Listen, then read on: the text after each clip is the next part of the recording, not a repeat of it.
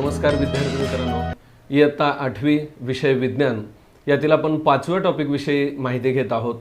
यापूर्वीचे 3 व्हिडिओ तुम्ही नक्की पाहिले असतील आणि आजचा हा 4था व्हिडिओ आहे। आजच्या व्हिडिओला सुरुवात करण्यापूर्वी मागील व्हिडिओमध्ये आपण काय पाहिले हे सारांशाने थोडक्यात बघूयात आणि मग आपण आजच्या टॉपिकला सुरुवात करू। मित्रांनो, मागच्या तासाला म्हणजे 3ऱ्या व्हिडिओमध्ये आपण याप्रमाणे माहिती घेतलेली आहे बघा। त्यामध्ये मागच्या व्हिडिओमध्ये आपण रुदरफोर्ड यांनी जे एक्सपेरिमेंट केले होते त्याच्याविषयीची माहिती घेतली आणि जे ॲटमचं स्ट्रक्चर आहे त्याविषयी माहिती घेतली।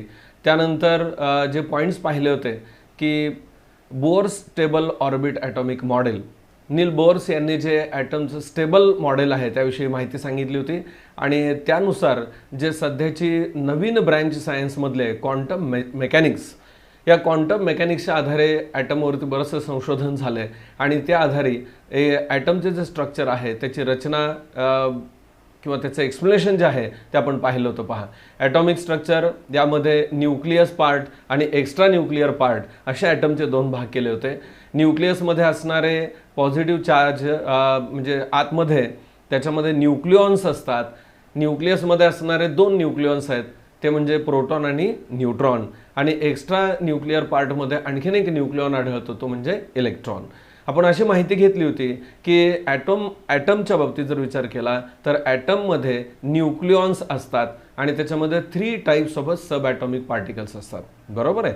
आता हे 3 ॲटॉमिक पार्टिकल कोणकोणते, तर त्यामध्ये प्रोटॉन, त्याचा चार्ज त्याच्याविषयी आपण माहिती घेतली होती। त्यानंतर सेकंड सब ॲटॉमिक पार्टिकल तो म्हणजे न्यूट्रॉन म्हणजेच N, त्याचा निगेटिव्ह चार्ज त्याची माहिती घेतली होती आणि एक्स्ट्रा न्यूक्लिअर पार्टबद्दल आपण चर्चा केली होती। या एक्स्ट्रा न्यूक्लिअर पार्टमध्ये इलेक्ट्रॉन ई, की जे ई सिम्बॉलने डिनोट केले जातात, त्यांच्यावरती निगेटिव्ह चार्ज असतो।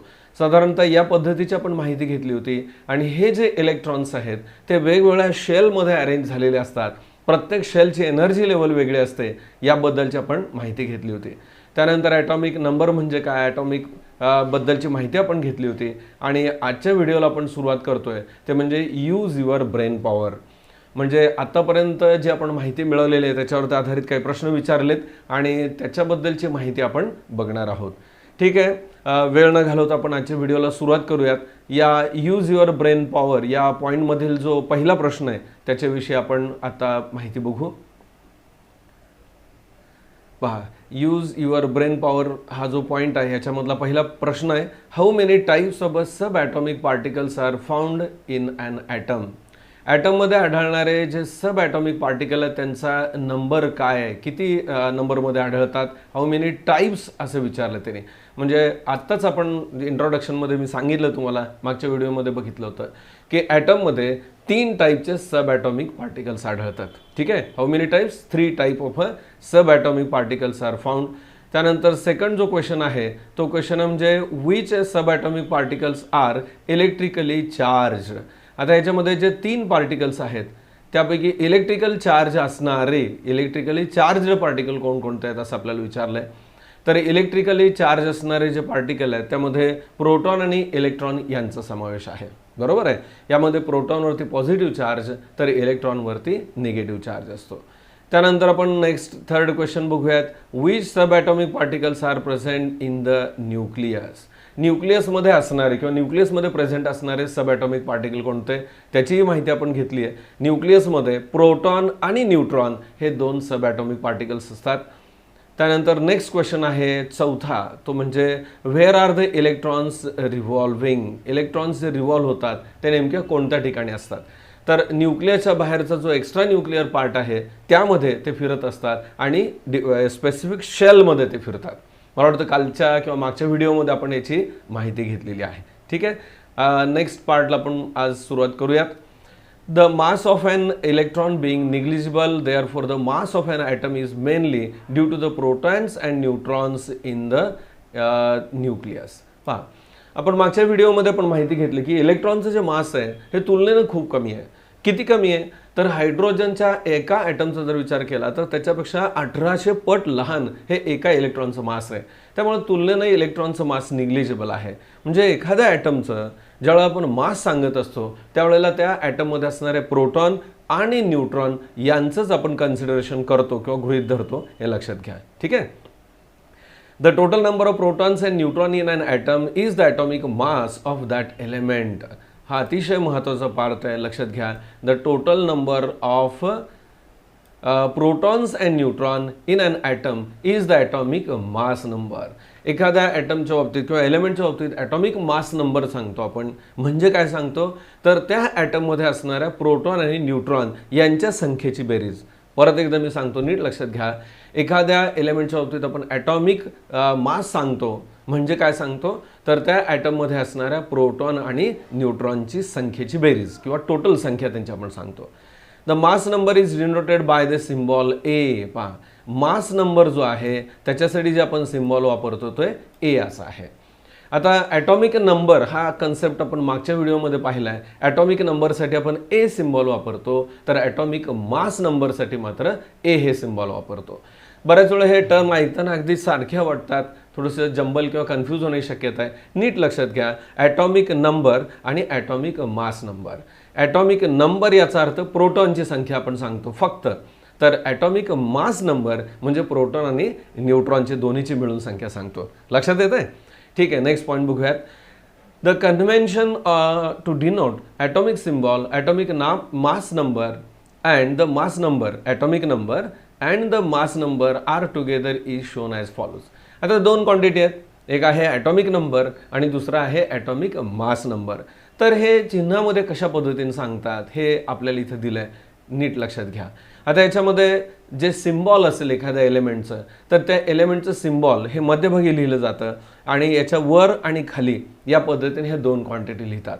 आता वरती ए लिहिलं आहे याचा अर्थ काय, तर ते ॲटॉमिक मास नंबर आहे, नीट लक्षात घ्या. आणि खालच्या बाजूला जे इथं लिहिलं आहे तो म्हणजे ॲटॉमिक नंबर आहे. ए हे जे आहे ते ॲटॉमिक मास नंबर आहे. आता हे लक्षात ठेवण्यासाठी एक आयडिया सांगतो मित्रांनो. पहा, इथं बाजूला मी दाखवतो जे सिम्बॉल आहे. आता आपण सोयीसाठी सिम्बॉलला मी काय करतो, इथं यस असं लिहितो. जस्ट एक सेकंड. पहा, सिम्बॉल जे आहे त्याच्यासाठी मी इथं एस लिहिलं आहे. आता ह्या एसच्या इथं वरच्या बाजूला ए आहे म्हणजे ॲटॉमिक मास आहे आणि इथं खालच्या बाजूला जे लिहिलं ते झेड आहे. आता हे लक्षात ठेवायचं कसं, एक आयडिया सांगतो. म्हणजे आपल्याला एक काम करता येईल की वरती जो आहे इथं जे ए लिहिलं हा ॲटॉमिक मास नंबर आहे.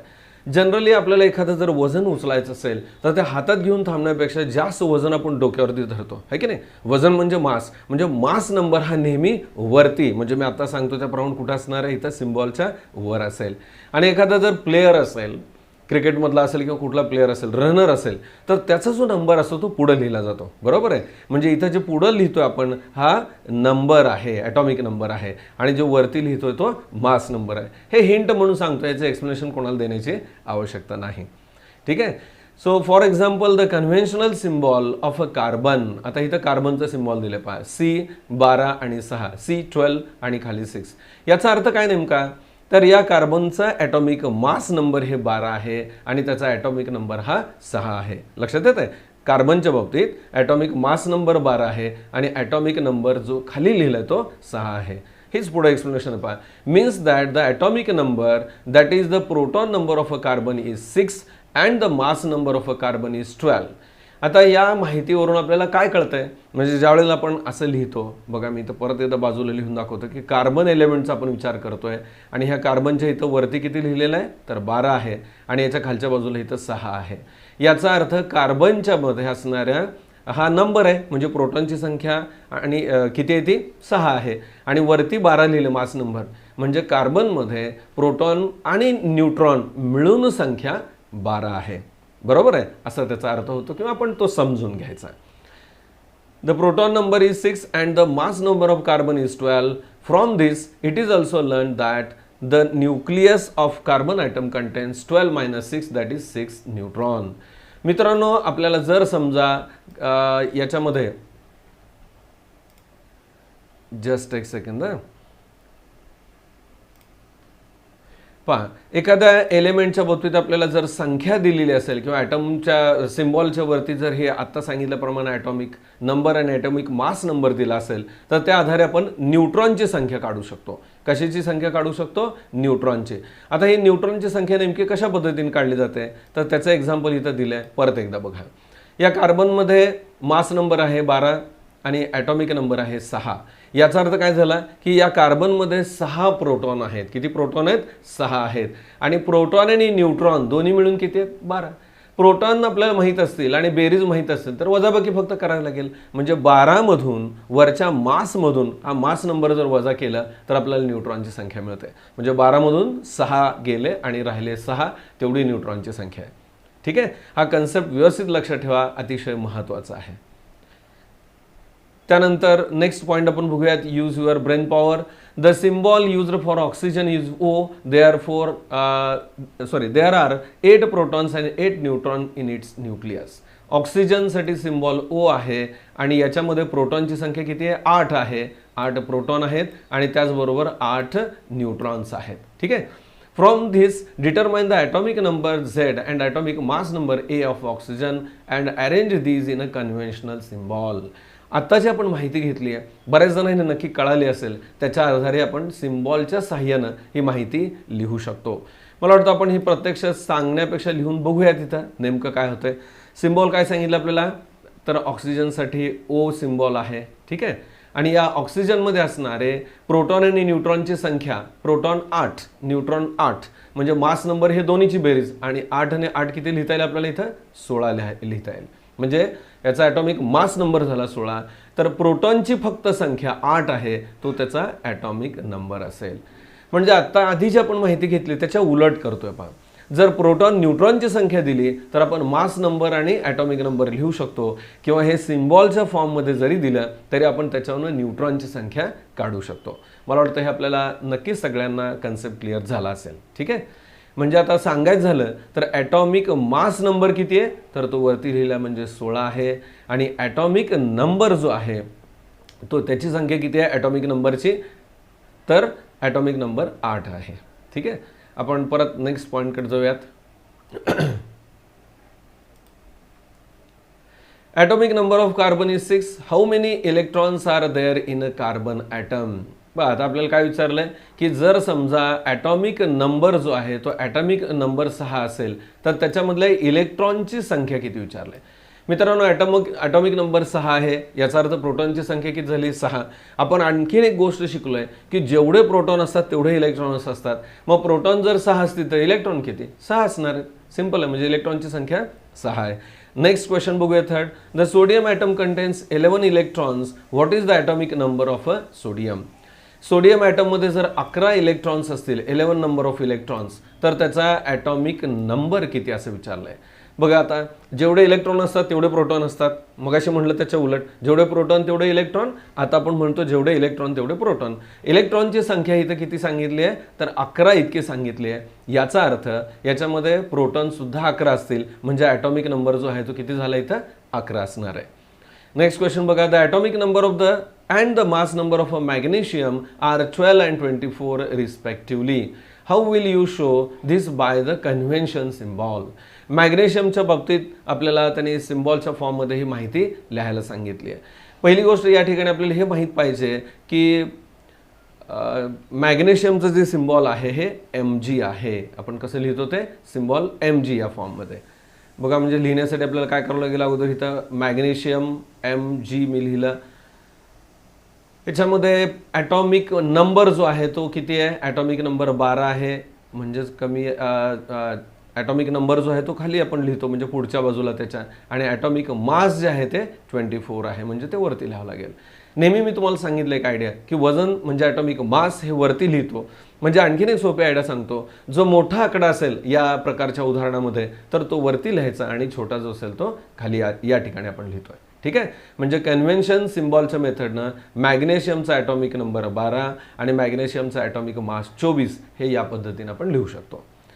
नेक्स्ट क्वेश्चन आपण बघूयात. 5वा जो आहे तो,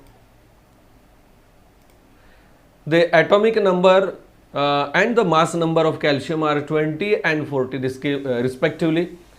ॲटॉमिक नंबर मास नंबर कशाचा दिला, आता कॅल्शियमचा दिला आहे. कॅल्शियमचा नंबर आहे ॲटॉमिक नंबर 20 आणि मास नंबर आहे 40.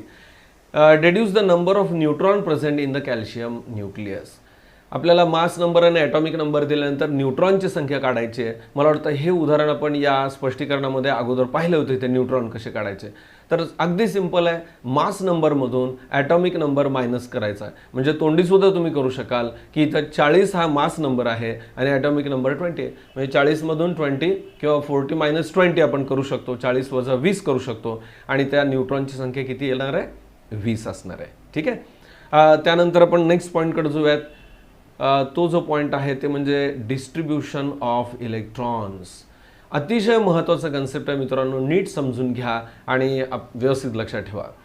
As per the Bohr's atomic model electrons revolve in a stable shells. आपण माहिती घेतली आहे की एखादी छोटं आपण असं गृहीत धरूयात की ॲटमचा न्यूक्लियस आहे आणि या न्यूक्लियसच्या भोवती शेलमध्ये इलेक्ट्रॉन जे आहेत ते फिरत आहेत.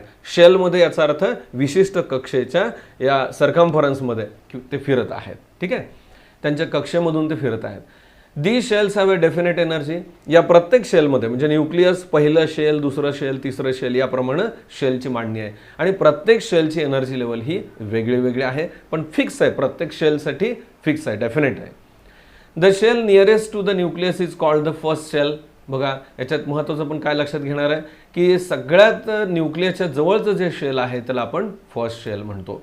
मित्रांनो, हे कळण्यासाठी मी बाजूला इथं डायग्राम काढून तुम्हाला दाखवतो. जस्ट एक सेकंड, म्हणजे अगदी पटकन आपल्या लक्षात येईल. हे पहा, जर समजा आपण असं गृहीत धरलं की हे ॲटमचं न्यूक्लियस आहे, मी मुद्दाम भरीव काढतो की पटकन कळेल. या न्यूक्लियसच्या नंतर हे पहिलं शेल, त्याच्यानंतर जे आपण काढतो त्याला आपण काय म्हणतो? Second shell. लक्षात येत आहे? म्हणजे जे शेल्स आहेत याच्यामध्ये न्यूक्लियसच्या जवळचं जे असणार आहे ते कुठलं शेल आहे? फर्स्ट शेल आहे. त्याच्यानंतर येणारं जे आहे ते सेकंड सेल आहे आणि त्याच्या बाहेर असणार जे आहे ते थर्ड शेल असणार आहे. Okay, the next shell is called as the second shell. First shell, त्यानंतर सेकंड, त्यानंतर third shell. A symbol n is used. पहा, आता इथं सिम्बॉल आपण कुठलं वापरतोय? सिम्बॉल एन हे वापरतो आपण for ordinal number of a shell. म्हणजे क्रमांकानं जर शेल नंबर सांगायचे असतील तर एन हे नंबर आपण त्याला सांगत असतो. म्हणजे फर्स्ट, सेकंड, थर्ड या पद्धतीनं क्रम देतो. The shells are referred by the symbols KLMN. आता ही जी शेल आहेत याला सिम्बॉल दिले जातात किंवा सिम्बॉलनं सांगितलं जातं. मी आता म्हटल्याप्रमाणे हे जे एक नंबर लिहिलेला आहे हे शेल म्हणजेच K शेल आहे. ठीक आहे, त्यानंतर सेकंड जे शेल आहे त्याला नाव काय असणार आहे? मग या सेकंडलाच इथं L म्हणावं लागेल. त्याच्यानंतर काय? M असणार आहे आणि त्याच्या बाहेर आणखीन एक जे शेल आपण काढू त्याचं नाव काय असणार आहे? N. म्हणजे पक्क लक्षात ठेवा, याच्यामध्ये बदल आपण कधीही करत नाही. नंबरनं सांगायचं झालं तर न्यूक्लियसच्या जवळचं पहिलं शेल, त्यानंतर दुसरं, तिसरं, चौथं असं सांगतो. म्हणजे first shell, second shell, third shell आणि फोर्थ सेल याप्रमाणे. आणि नावं जर सांगायची झाली तर त्यामध्ये फर्स्ट शेलला K म्हणतो आपण, सेकंडला L, त्यानंतर थर्डला M आणि फोर्थ शेलला N याप्रमाणे नावं देतो. Okay, so symbols like KLMN dash dash corresponding to the ordinary numbers n equal to 1 2 3 4 dash. याचा अर्थ काय की फर्स्ट शेलला K, सेकंडला L, थर्डला M आणि पुढच्या शेलला M या पद्धतीनं नंबर देतो. द मॅक्झिमम नंबर ऑफ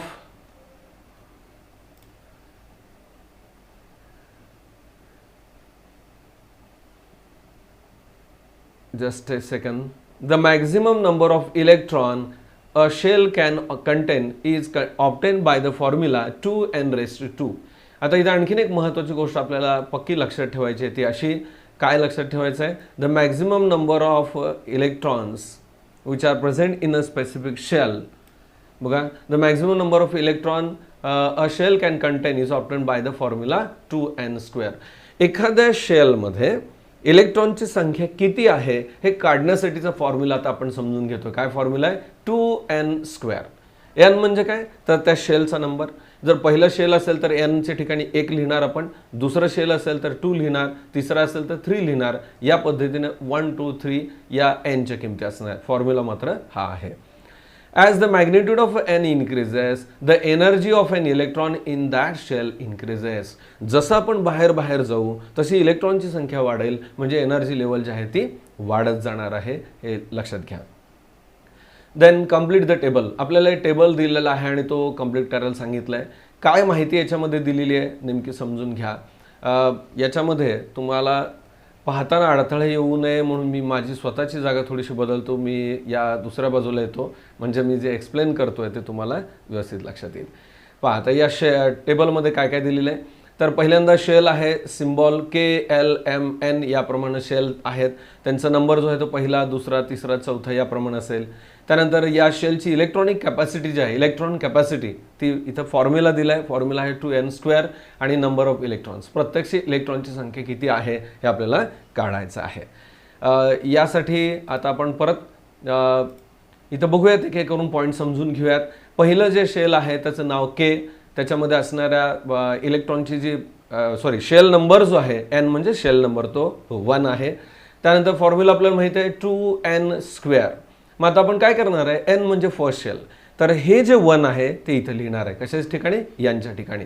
म्हणजे काय झालं तर एकंदरीत तर 2 × 1² याप्रमाणे तयार झालं. 1चं स्क्वेअर किती आहे, 1च असणार आहे. म्हणजे ॲक्च्युली इथं आपल्याला असं म्हणावं लागेल की 2 × 1 असं आहे. आणि त्याची जी किंमत आहे 2 × 1 2, म्हणजे फर्स्ट शेलमध्ये असणारे जे नंबर ऑफ इलेक्ट्रॉन्स आहेत, मॅक्झिमम कॅपॅसिटी किती झाली, 2 असणार आहे. आता आपण एलच्या बाबतीत बघूयात. शेल नंबर किती आहे, एल म्हणजे 2 आहे. त्यानंतर फॉर्म्युला आपल्याला माहिती आहे 2 × इन ब्रॅकेट 1 नाही, इथं n² आपण आहे की नाही. आता यांची व्हॅल्यू किती आहे, इथं 2 आहे. म्हणजे 2चा स्क्वेअर किती झाला, 4. म्हणजे आपल्याला असं म्हणता येईल की इथं 2 × 4 लिहावं लागेल आपल्याला, बरोबर आहे. यांचा म्हणजे 2चा स्क्वेअर 4 असणार आहे. 2 × 4 किती, तर 8. म्हणजे टोटल कॅपॅसिटी जी आहे ती सेकंड सेलची किती आहे, 8 इलेक्ट्रॉनची आहे. ठीक आहे. त्यानंतर याच पद्धती एम शेल म्हणजेच थर्ड झालं शेल. फॉर्म्युल्यामध्ये जर आपण किंमत ठेवायची झाली तर 2 × आता हे जे नंबर आहे 3 त्याचा स्क्वेअर होणार आहे. 3चा स्क्वेअर किती, 3 × 3 9 म्हणजे 9 असणार आहे. म्हणजे टोटल जर संख्या झाली तर 9 × 2 = 18. म्हणजे या थर्ड शेलमध्ये असणाऱ्या इलेक्ट्रॉनची संख्या आपल्याला या पद्धतीने काढता येते. मला वाटतं नक्की तुम्हाला कळालं असेल. राहिलेलं तुम्ही करू शकाल. एन शेल म्हणजे चौथा असेल, म्हणजेच इथं 2 गुणिले परत या 4चा वर्ग म्हणजेच 16 असणार आहे, 16 असणार आहे. म्हणजे 16 × 2 = 32. म्हणजे या शेलमध्ये जे इलेक्ट्रॉनची संख्या असेल ती या पद्धतीने आपण काढू शकतो. ठीक आहे.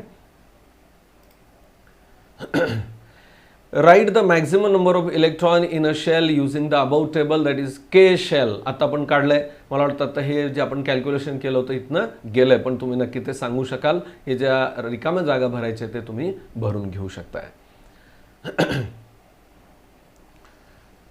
आपण नेक्स्ट पॉईंटकडे जाऊयात मित्रांनो. त्याआधी मला वाटतं हा जो कन्सेप्ट आहे तो बहुतेक आपल्याला नक्की सगळ्यांना कळाला असेल. पुढचा जो पॉईंट आहे, इलेक्ट्रॉनची अरेंजमेंट जी असते शेलमध्ये कशा पद्धतीने असतील त्याच्याशी आधारित एक चार्ट आहे. त्याला सुरुवात करण्यापूर्वी मी परत माझी जागा जी आहे ती माझी घेतो, जेणेकरून परत तुम्हाला समजण्यासाठी अडचण येऊ नये आणि परत आपण नंतरच्या भागाला सुरुवात करू. ठीक आहे. नेक्स्ट पॉईंट जो आहे तो म्हणजे कॅन यू टेल, तुम्ही सांगू शकता का बघा. There is a similarity in the atomic structure and the solar system. आपण मागच्या तासाला चर्चा केली, म्हणजे मागच्या व्हिडिओमध्ये पाहिलेलं आहे की ॲटमची जी रचना आहे, मध्ये न्यूक्लियस आणि वेगवेगळ्या शेलमध्ये इलेक्ट्रॉन फिरतात, हे सोलार सिस्टीमची जुळत आहे. म्हणजे सोलार सिस्टीममध्ये सन सूर्यमध्ये आहे आणि त्याच्याभोवती जे ग्रह आहेत ते ऑर्बिटमध्ये फिरत आहेत. त्या पद्धतीनं the planets revolve around the sun due to the gravitational force. सूर्याच्या भोवती फिरणारे ग्रह हे का फिरतायत, तर सूर्याचं जे ग्रॅव्हिटेशन आहे तो फोर्स त्या प्रत्येक ग्रहाला किंवा प्लॅनेटला होल्ड करतोय, म्हणजे सेंट्रिपेटल फोर्स पुरवतोय. म्हणून त्या शेलमध्ये किंवा त्या ऑर्बिटमध्ये बाकीचे प्लॅनेट फिरतायत. Which force might be acting in the atomic structure. ॲटमच्या बाबतीत असा कुठला फोर्स असणार आहे की जो न्यूक्लियस जे आहे ॲटमचं त्याच्या बाहेर असणारे इलेक्ट्रॉन त्या शेलमध्ये फिरण्यासाठी मदत करतोय. काही मित्रांना अंदाज आला असेल की याची साईज लहान आहे, त्यामुळे इथं ग्रॅव्हिटेशनल फोर्सपेक्षा त्यांच्यावरती जो चार्ज आहे, म्हणजे प्रोटॉनवर असणारा पॉझिटिव्ह चार्ज आणि इलेक्ट्रॉनवर असणारा निगेटिव्ह चार्ज, यांच्यामध्ये जे अट्रॅक्शन आहे त्यामुळे ते रिव्हॉल्व होत आहेत. ठीक आहे. Positive charge proton are together in the nucleus. What might be the one of the function of the neutrons in the nucleus. आता लक्षात घ्या की पॉझिटिव्ह चार्ज असणारे जे प्रोटॉन्स आहेत ते न्यूक्लियसमध्ये प्रेझेंट आहेत, बरोबर आहे. परंतु हे न्यूट्रॉन जे आहेत ते कशासाठी आहेत, तर लक्षात घ्या पॉझिटिव्ह चार्जचे सर्व प्रोटॉन्स हे सारख्या चार्जचे आहेत, त्यामुळे ते एकमेकांपासून बाजूला जातील. परंतु त्याला होल्ड करण्यासाठी म्हणून या ठिकाणी न्यूट्रॉनची मदत होते. त्यानंतरचा नेक्स्ट पॉईंट आपण जो आहे तो बघणार आहोत या ठिकाणी. नेक्स्ट पॉईंट आहे electronic configuration of elements. Electronic configuration म्हणजे काय, त्यांची अरेंजमेंट कशा पद्धतीने असते याविषयी बघूयात. We have seen that 2, 8, 18, 32 dash dash electrons can be accommodated in the shells like K, L, M, N respectively. मित्रांनो, आत्ताच आपण हा पॉईंट पाहिला. तुमच्या लक्षात असेल की शेलनुसार जर आपण विचार केला तर पहिल्या शेलमध्ये 8 इलेक्ट्रॉन, त्यानंतर 2 इलेक्ट्रॉन, सेकंडमध्ये 8, थर्डमध्ये 18 आणि 32 याप्रमाणे इलेक्ट्रॉन्स असतात. This is the maximum capacity of that shell. आता हे जे आपण शेलची संख्या सांगतोय के एल एम एनच्या बाबतीत, तर ही मॅक्झिमम इलेक्ट्रॉनची मावण्याची, होल्ड करण्यासाठीची त्या शेलची कॅपॅसिटी आहे. ओके, मॅक्झिमम कॅपॅसिटी हे लक्षात घ्या. The electrons in the atom are distributed in the shell according to their maximum capacity. आणि प्रत्येक शेलमध्ये जे इलेक्ट्रॉन मावले जातात किंवा बसतात ते कशा पद्धतीनं, तर मॅक्झिमम कॅपॅसिटी पूर्ण करतात. ज्या वेळेला एका शेलची कॅपॅसिटी पूर्ण होईल, उरलेले इलेक्ट्रॉन हे नेक्स्ट शेलमध्ये येतात. त्याचे कॅपॅसिटी मॅक्झिमम पूर्ण झाल्यानंतर नेक्स्टमध्ये या पद्धतीने त्यांची मांडणी असते. The shell-wise distribution of the electron in an atom of an element is called as a electronic configuration of that element. हा पण अतिशय महत्त्वाचा पॉईंट आपण विचारात घेतोय. The shell wise distribution of electron in an atom. प्रत्येक शेलमध्ये किती इलेक्ट्रॉन आहेत हे सांगणं किंवा त्यांचे अरेंजमेंट किंवा मांडणी, यालाच आपण काय शब्द वापरतोय, इलेक्ट्रॉनिक कॉन्फिगरेशन ऑफ एलिमेंट. म्हणजे त्या एलिमेंटचं इलेक्ट्रॉनिक कॉन्फिगरेशन. इलेक्ट्रॉनिक कॉन्फिगरेशन याचा अर्थ काय, इलेक्ट्रॉनिक मीन्स इलेक्ट्रॉनशी रिलेटेड आणि कॉन्फिगरेशन म्हणजे मांडणी किंवा arrangement. Each electron has a definite energy as per the shell in which it is present. प्रत्येक इलेक्ट्रॉनमध्ये तो कोणत्या शेलमध्ये आहे त्यानुसार त्याची एनर्जी लेवल असते. त्यानंतर energy of an electron in the first shell, that is K shell, is the lowest. आणखीन एक पॉईंट आपल्याला इथं महत्त्वाचा लक्षात घ्यायचा आहे की पहिल्या शेलमध्ये जे इलेक्ट्रॉन्स आहेत म्हणजे के शेलमध्ये इलेक्ट्रॉन, त्यांची एनर्जी लेवल जी आहे ती कमी आहे. Energy of electron in the subsequent cell goes on increasing with a ordinal number in the shell. पहा, म्हणजे पहिल्या शेलमधून आपण दुसऱ्या शेलचा विचार केला तर जी एनर्जी लेवल आहे ही इन्क्रीजिंग ऑर्डिनल नंबरमध्ये असते. ठीक आहे. Energy of an electron in a subsequent shell goes on increasing with the ordinal number of a shell. म्हणजे त्यानुसार जसं आपण बाहेर जाऊ तसं ती वाढत जाईल. The electronic configuration of an element is such that the energy of all the electron together is the maximum possible. Electron configuration करत असताना त्या शेलमध्ये जेवढी त्याची कॅपॅसिटी आहे तेवढी पूर्ण झाल्यानंतर उरलेले इलेक्ट्रॉन नेक्स्ट शेलमध्ये आपण लिहित असतो. Electrons get a place in the shell in accordance with the maximum capacity of the electron shell in an atom and the increasing order of energy. म्हणजे इलेक्ट्रॉन अरेंज होताना त्यांच्या एनर्जी लेवलनुसार first, second, third ऑर्बिटमध्ये arrange होतात. Let us now look at the electronic configuration of an atom of some elements. काही एलिमेंटच्या बाबतीत आपण electronic configuration कसं आहे हे टेबलच्या सहाय्याने बघणार आहोत. टेबल 5.7 आपल्याला दिलेलं आहे, त्याच्या आधारे बघणार आहोत. The rows first to third are filled in this table. Accordingly you have to fill the rest of the table. या टेबलमध्ये जी माहिती दिली आहे त्यातले 3 रोज आहेत त्यांनी आपल्याला माहिती दिलेली आहे आणि त्या आधारे उरलेलं आपल्याला सोडवायचं आहे. ठीक आहे. टेबलमध्ये काय काय कॉलम आहेत बघूयात. पहिल्यांदा ॲटम म्हणजे वेगवेगळे एलिमेंट्सचा आपण विचार करणं, त्यांच्या ॲटमचा विचार करतोय. त्यामध्ये हायड्रोजन, हेलियम, लिथियम या प्रकारे एलिमेंट्स घेतलेले आहेत, त्यांच्या ॲटम आहेत. हे त्याच्या प्रत्येकाचं सिम्बॉल दिलं, hydrogen H, helium He, lithium Li याप्रमाणे. त्यानंतर electron number in the atom. Electron number पण आपल्याला रेडीमेड प्रत्येक ॲटममध्ये जे आहे तो दिलेला आहे, इलेक्ट्रॉनची संख्या दिलेली आहे. त्यानंतर डिस्ट्रीब्युशन ऑफ इलेक्ट्रॉन्स हे आपलं काम आहे. प्रत्येक शेलमध्ये इलेक्ट्रॉन्स हे आपल्याला बसवायचे. ठीक आहे. आणि त्याची जी मॅक्झिमम कॅपॅसिटी आहे ती सुद्धा इथे दिली आहे. पहिलं शेल के, याची कॅपॅसिटी मॅक्झिमम 2 आहे. त्यानंतर नेक्स्ट शेल आहे एल, त्याची कॅपॅसिटी मॅक्झिमम जी आहे ती 8 आहे. एमची 18, एनची 32. हे कॅपॅसिटी आपल्याला माहिती आहे मित्रांनो. आणि शेवटीचा जो कॉलम आहे तो म्हणजे electronic configuration in the numerical form. म्हणजे आकड्यांच्या स्वरूपामध्ये प्रत्येक शेलमध्ये किती इलेक्ट्रॉन आहेत ते आपण लिहिणार आहोत. पटकन समजून घेऊयात. हा भाग अतिशय सोपा आहे, तुम्हाला नक्की कळेल. हायड्रोजनचा विचार केला, सिम्बॉल आहे H. इलेक्ट्रॉनचा नंबर, संख्या जी आहे ती 1 आहे. अर्थात एक इलेक्ट्रॉन हा फर्स्ट शेलमध्ये असेल म्हणजे के मध्ये 1 इलेक्ट्रॉन असेल. ठीक आहे. म्हणजे L, M, N हे जे शेल आहेत ते ब्लँक असणार आहेत. पण न्यूमरिकली कसं लिहिणार आहे, तर न्यूमरिकली एकच इलेक्ट्रॉन आहे म्हणून फक्त एक आपण लिहिणार आणि थांबणार. नेक्स्ट बघा हेलियम He, इलेक्ट्रॉनची संख्या 2 आहे म्हणजे पहिल्या शेलमध्ये ते दोन्ही इलेक्ट्रॉन बसतील म्हणून इथं फर्स्ट के मध्ये 2 लिहिले.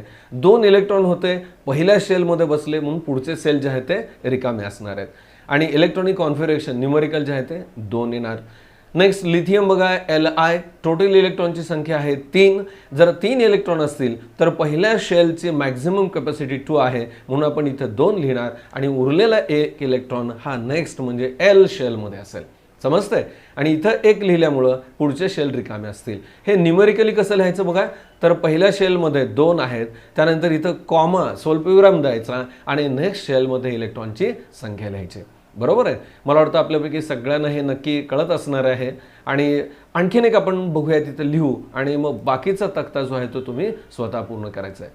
आता या ठिकाणी कार्बनच्या बाबतीत बघा सिम्बॉल आहे C, इलेक्ट्रॉनची संख्या 6 आहे म्हणजे पहिल्या ऑर्बिटचं लिमिट आपल्याला माहिती आहे. पहिल्या ऑर्बिटमध्ये किंवा शेलमध्ये किती असतात तर 2 इलेक्ट्रॉन असतात. 6 मधून 2 गेले राहिले 4 म्हणजे 4 इलेक्ट्रॉन जे आहेत ते आपण या नेक्स्ट शेलमध्ये असतील हे लिहू शकतोय. ठीक आहे. आता इथं सोयीसाठी सेकंड शेल इथं आहे हे लक्षात घ्या, व्यवस्थित पूर्ण दिसत नाही तिथं. पुढचे जे शेल आहेत ते रिकामे असतील आणि इथं डिस्ट्रीब्युशन आपण कशा पद्धतीने लिहू शकतो तर 2 इलेक्ट्रॉन पहिल्या शेलमध्ये आणि 4 इलेक्ट्रॉन नंतर. त्या पद्धतीनं 7 इलेक्ट्रॉन नायट्रोजनमध्ये आहेत. तुमच्या लक्षात आलं असेल इथं पहिल्या शेलमध्ये 2, 7 मधून 2 गेले म्हणजे नेक्स्ट शेलमध्ये असतील 5 आणि पुढचे शेल ब्लँक असतील आणि इथे लिहिताना काय करायला आपल्याला 2 आणि 5 या पद्धतीने लिहिता येईल. ओके, मला वाटतं हा कन्सेप्ट तुम्हाला नक्की क्लिअर असेल. हा चार्ट तुम्ही स्वतः सोडवा आणि तो पूर्ण करा. त्यानंतर हा जो चार्ट आहे याच्यामध्ये काय दाखवलेलं आहे तर electronic configuration of some elements हे दिलेलं आहे. The electronic configuration in the numerical form contains number separated by the commas. ज्या वेळेला आपण इलेक्ट्रॉनिक कॉन्फिगरेशन लिहितोय त्यावेळेला काय महत्त्वाचं लक्षात घ्यायचं आहे तर प्रत्येक न्यूमेरिकल जो नंबर आहे त्याला सेपरेट करताना मध्ये आपण काय करणार आहे कॉमा लिहिणार आहे. पहा इथं तुमच्या लक्षात असेल की त्यांनी जे दिलेलं आहे 2 आणि 1 च्या मध्ये कॉमा दिलेला आहे. ठीक आहे. त्यानंतर here the number indicate the electron number in the shells with increasing order of energy. आता जसे जसे शेल पुढचे जातील तसं इन्क्रीजिंग ऑर्डरमध्ये नंबर्स इलेक्ट्रॉन्स आहेत. Electronic configuration of sodium, for example सोडियमचं घेतलं त्यांनी फर्स्ट ऑर्बिटमध्ये 2 इलेक्ट्रॉन, सेकंडमध्ये 8 आणि थर्डमध्ये 1. पहिल्या दुसऱ्या तिसऱ्या ऑर्बिटमध्ये असणाऱ्या किंवा शेलमध्ये असणाऱ्या इलेक्ट्रॉनची संख्या. It means that total 11 electron in sodium are distributed as 2 in a K shell, 8 in L shell and 1 in a M shell. जर आपण सोडियमच्या बाबतीत इलेक्ट्रॉनिक कॉन्फिगरेशन विचारात घेतलं तर ते काय आहे तर 2, 8, 1 याप्रमाणे. 2 काय सांगतंय तर पहिल्या शेलमध्ये एम मध्ये 2 इलेक्ट्रॉन आहेत, तर नेक्स्ट म्हणजे के मध्ये 2 आहेत, एल मध्ये काय झालं नेक्स्ट सेल म्हणजे 8 इलेक्ट्रॉन्स आहेत आणि नेक्स्ट एम मध्ये 1 इलेक्ट्रॉन आहे. ठीक आहे. The electronic configuration of an atom can also be represented by shell diagram as shown in figure 5.8. 5.8 G diagram आहे त्या 5.8 डायग्राम मध्ये आपल्याला हे इलेक्ट्रॉनिक डिस्ट्रीब्युशन जे आहे त्याच्याबद्दलची माहिती दिलेली आहे. पहा skeleton of electronic configuration. Electronic configuration समजण्यासाठी हा कन्सेप्ट समजण्यासाठी हे डायग्राम उपयोगी पडत आहे. काय याच्यात दिसतंय तर हायड्रोजनच्या हा न्यूक्लियस दाखवला ॲटमचा, एकच इलेक्ट्रॉन आहे आणि तो एक इलेक्ट्रॉन फर्स्ट शेलमध्ये रिव्हॉल्व होत आहे. सेकंड एक्झाम्पल आहे हेलियम. हेलियमचा न्यूक्लियस 2 इलेक्ट्रॉन आहेत म्हणजे एका शेलमध्ये 2 इलेक्ट्रॉन जे आहेत ते इथं आपल्याला दाखवले ते फिरत आहेत. कार्बनच्या बाबतीत बघा, कार्बनमध्ये इलेक्ट्रॉनची संख्या 6 सांगितली होती म्हणजे पहिल्या ऑर्बिटमध्ये 2 इलेक्ट्रॉन आहेत, राहिलेले जे 4 आहेत हे सेकंड ऑर्बिटमध्ये आहेत किंवा सेकंड शेलमध्ये आहेत. निऑनच्या बाबतीत बघा टोटल इलेक्ट्रॉनची संख्या 8 असते, त्यापैकी पहिले 2 इलेक्ट्रॉन जे आहेत ते पहिल्या ऑर्बिटमध्ये आहेत किंवा शेलमध्ये आहेत आणि उरलेले जे 6 आहेत हे सेकंड ऑर्बिटमध्ये आहेत. म्हणजे त्याच्या बाबतीत इथं 8 इलेक्ट्रॉन हे आउटर मोस्ट ऑर्बिट आहेत. सोडियममध्ये 11 इलेक्ट्रॉन आहेत, पहिल्या शेलमध्ये 2, दुसऱ्यात 6 पहिल्यामध्ये 2, त्याच्यानंतर दुसऱ्यामध्ये 8, 8 आणि 2 10 झाले आणि एक 11वा इलेक्ट्रॉन जो आहे तो लास्ट शेलमध्ये आहे. ठीक आहे. म्हणजे आपल्याला इलेक्ट्रॉनिक कॉन्फिगरेशन डायग्रामच्या साहाय्यानं दाखवा असा जर परीक्षेमध्ये प्रश्न असेल तर ही डायग्राम आपण लक्षात ठेवली पाहिजे. ठीक आहे. मला वाटतं आजचा व्हिडिओ तुम्हाला जो पाहिला त्यातून बरेचसे कन्सेप्ट लक्षात आले असतील. या टॉपिकमधील आणखीनही उरलेला भाग आहे तो आपण पुढच्या व्हिडिओमध्ये बघूयात. आज सारांशानं आपण कोणकोणती माहिती पाहिली याच्याबद्दल बघूयात. सुरुवातीला काही प्रश्न आपण पाहिले जे मागच्या भागावरती आधारित होते. त्यानंतर आपण जो कन्सेप्ट पाहिला की डिस्ट्रीब्युशन ऑफ इलेक्ट्रॉन्स कशा पद्धतीने होतं, यामध्ये जे शेल्स आहेत पहिले, दुसरे, तिसरे, चौथे शेल, त्याला KLMN हे नाव दिलं जातं हे आपण पाहिलं. त्यानंतर इलेक्ट्रॉनची संख्या प्रत्येक शेलमध्ये किती आहे, मॅक्झिमम कॅपॅसिटी किती आहे हे काढण्यासाठी 2n² हा फॉर्म्युला आपण बघितला. त्या फॉर्म्युलेच्या आधारे प्रत्येक शेलमध्ये किती इलेक्ट्रॉन असतील हा टेबल जो आहे तो आपण सोडवून बघितला. राहिलेलं तुम्हाला सोडवण्यासाठी काम मी सांगितलं होतं. त्यानंतर आपण इलेक्ट्रॉनिक कॉन्फिगरेशन ऑफ एलिमेंट्स काय आहे त्याच्याविषयी माहिती घेतली आणि हा जो तक्ता दिलाय तो समजून घेतला. त्यातले काही एक्झाम्पल पाहिले आणि उरलेला भाग तुम्हाला लिहिण्यासाठी मी सांगितलं. ठीक आहे. इलेक्ट्रॉनिक कॉन्फिगरेशनशी रिलेटेड ही जी डायग्राम आहेत वेगवेगळ्या एलिमेंटच्या ॲटमच्या त्या आपण पाहिल्या. उर्वरित जो भाग आहे तो आपण पुढच्या व्हिडिओमध्ये बघूयात. मला वाटतं आजचा व्हिडिओ तुम्हाला नक्की आवडला असेल. व्हिडिओ आवडला असेल तर लाईक करा, आपल्या मित्रांना तुम्ही शेअर करू शकताय आणि सगळ्यात महत्त्वाचं मित्रांनो की जर तुम्ही चॅनलवर नवीन असाल तर चॅनल सबस्क्राईब करा की जेणेकरून मी ज्यावेळेला नवीन व्हिडिओ अपलोड करतो त्यावेळेला तुम्हाला त्याचं नोटिफिकेशन मिळेल. ठीक आहे. उर्वरित भाग आपण पुढच्या व्हिडिओमध्ये बघूयात.